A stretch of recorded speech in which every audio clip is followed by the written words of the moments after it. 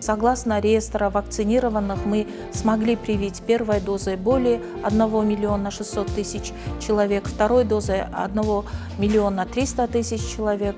И с начала кампании вакцинации, с марта месяца 2021 года мы были сами, лично я сама вакцинировалась вакциной Sinopharm первой и второй дозой. Также получила бустерную дозу Модерной.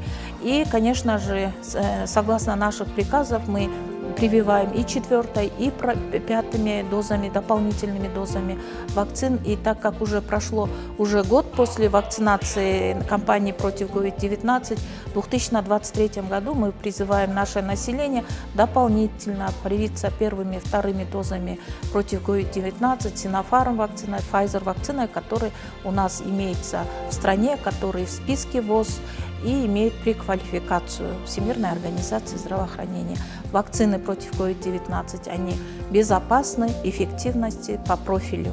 Так как я еще прививалась в 2021 году против COVID-19 вакциной Sinopharm в период напряженной эпидемиологической ситуации, я знала, что я вношу вклад, вакцинируя себя, я могу внести вклад в охрану здоровья в целом нашей страны, в охрану здоровья моей семьи, моего коллектива.